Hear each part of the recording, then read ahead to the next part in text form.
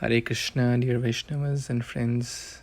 Please accept my humble obeisance. All glories to Srila Prabhupada. So we will be reviewing Srimad Bhagvatam Canto 7, Chapter 5, Summary. The chapter is entitled Prahlāda Mahārāja, the saintly son of Hiraṇyakaśipu.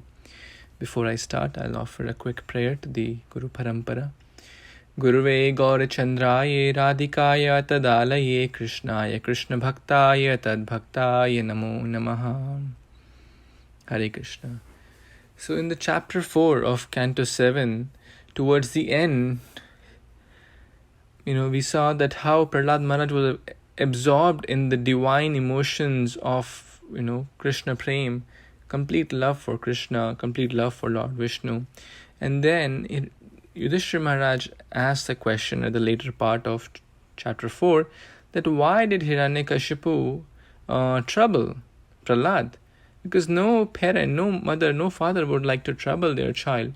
So why did Hiraṇyakaśipu trouble Prahlāda Mahārāja, who was his very own son? Then Narad Muni speaks this chapter, starts to narrate chapter 5, that how Prahlāda Mahārāja was enrolled in the school or the Gurukul of Sharna and Amarka, who were the seminal sons of Shukracharya, the demoniac, the guru for the demoniac side.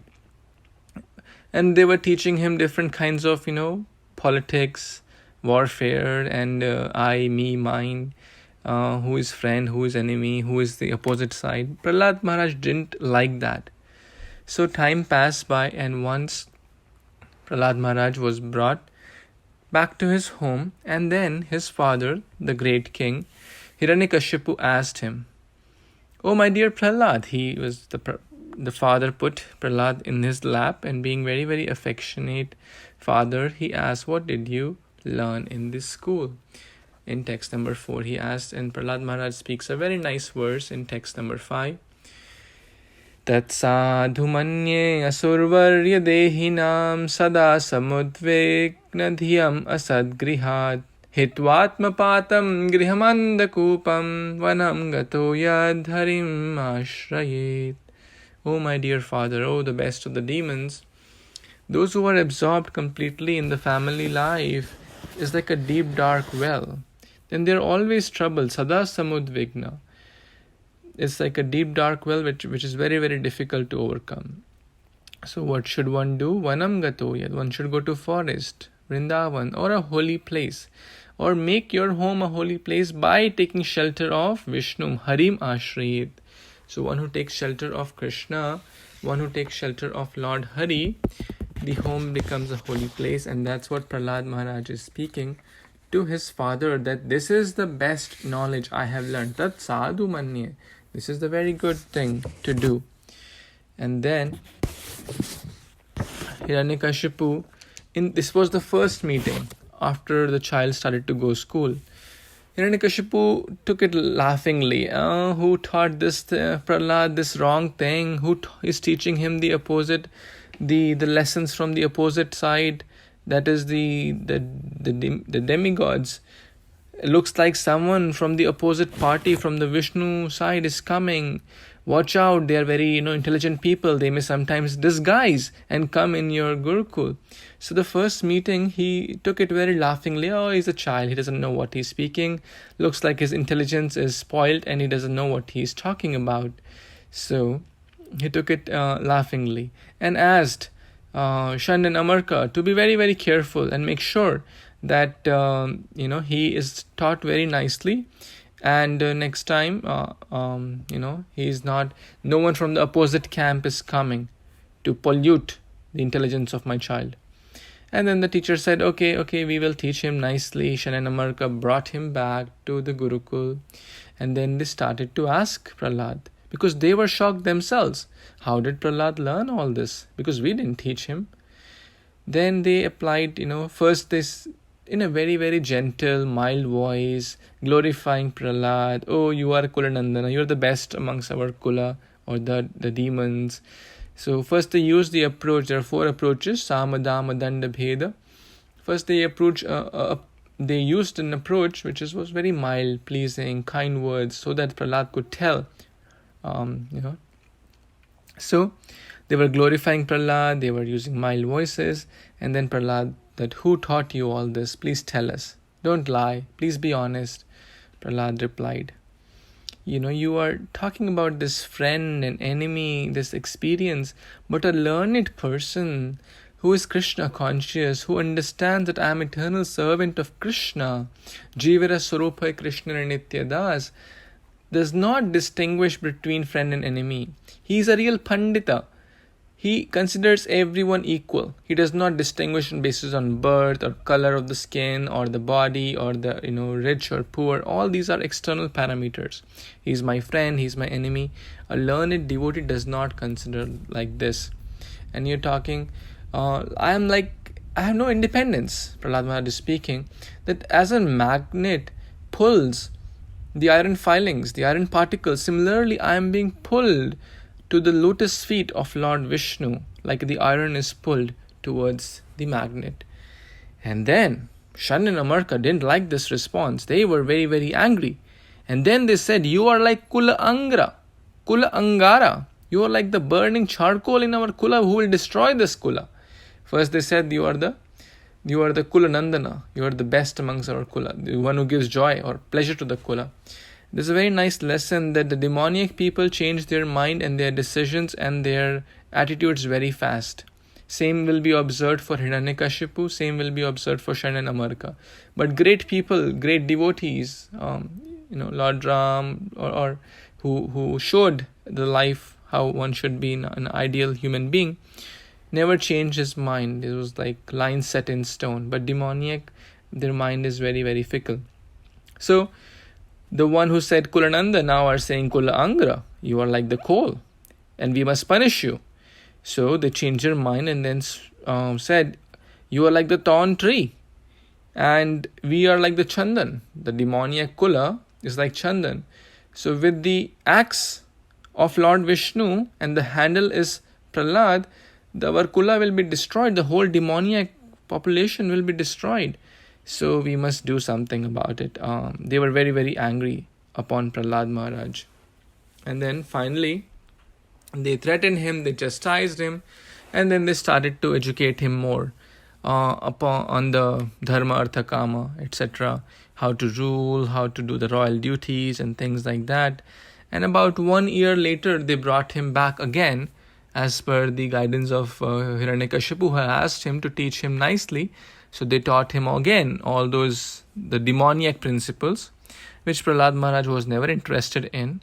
And then they finally bring him again to the kingdom. Now Mother Kayadu dresses Prahlāda very, very nicely because she is seeing her child after a long time. And then she places the child in the lap of the father. Now the father, from text 20 onwards, Prahlāda Mahārāja falls at the lotus feet at the feet of the father Hiraṇyakaśipu, showing a very nice lesson that he didn't have any vengeance against the father, although the father tried so many ways to kill, which we will be coming very shortly. But Hiraṇyakaśipu, Prahlāda Mahārāja always respected. Now Hiraṇyakaśipu smelled the hair in a great affection, picked Prahlāda again and asked, please tell me, what is the Uttama knowledge? What is the best knowledge you have learned in the Gurukul? Now, these verses which Prahlāda Mahārāja spoke in the second meeting, this is the second meeting after the Gurukula, are very, very important. Text 23 and 24, which talk about the 9 limbs of bhakti. Shri Prahlāda Uvacha Shravanam Kirtanam Vishnu Smaranam Padasevanam Archanam Vandanam Dasyam Sakhyam Atmanivedanam Iti Pumsarpita Vishnu Bhaktischena Navalakshana Kriyate Bhagavati Adha Tanmanye Adhitamuttamam. 9 limbs of bhakti. Again, Prabhupada has given a very, very detailed purport, and we are just doing a summary. So I would not go in detail. I would encourage whoever is hearing this to please read and reread these wonderful section. And this is the core of bhakti. Shravanam, hearing about Krishna consciousness. Kirtanam, glorifying the name, form, qualities. Vishnu Smaranam, remembering Krishna. Archanam, deity worship. Vandanam, offering prayers. Dasyam, offering as a servant. Sakhyam, as a friend.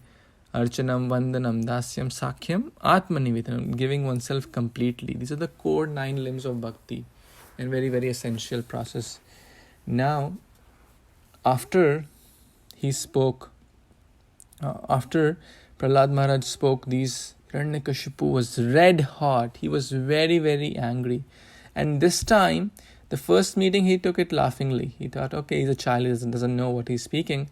This time, he got angry on Shan and Amarka, because these were the only people who were in touch with him. And they were already warned to be careful in the first meeting a year back. Now, Hiraṇyakashipu said, you are like my deceptive friends. You are cheating me. You are teaching all these nonsense.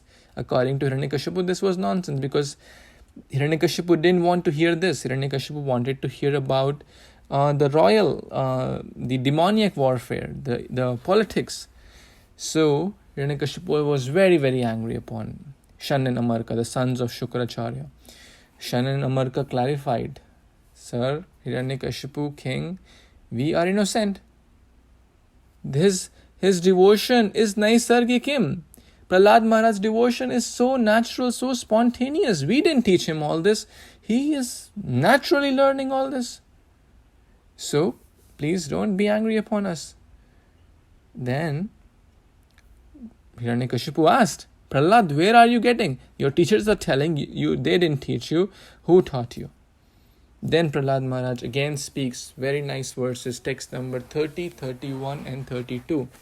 Matirna Krishne parata swato va mitho bipadyed grihat vritana adanta gobhir vishatam tamishra punah punascharvita charvananam. Those whose intelligence is totally absorbed in sense gratification in the household, they have taken a vow of my home is everything, me, my family, my this, that is everything. They cannot understand Krishna consciousness. They cannot understand about Lord Vishnu, either by their own effort or by the other's effort or by a combined effort of both. They just continue to chew the one which is already chewed. That means they keep revolving in the cycle of birth and death. Because they are blind. They are following the blind guru, who is himself a cheater. Andhant yathandher upaniyamana. They are led by a blind teacher. So, the teacher would also go to hell, and the students of the teacher would also go to hell or in a miserable state. So what is the right thing? Prahlāda Mahārāja is explaining in text number 32 that one must take shelter of a bona fide spiritual master. Mahiyasam pada rajobhishekam. One must bathe in the dust of the lotus feet of a great spiritual master, a bona fide guru. And that means to follow the instructions of a spiritual master. Now, after Prahlāda spoke these three words, Hiraṇyakashipu was red hot, angry. His eyes were, full of, red copper-like color. And again, we see in text number meeting 2, he was so happy, he was smelling his head, and tears were pouring actually. And now, from that point to this point, he is super angry at Prahlāda. Again, a sign of demoniac quality.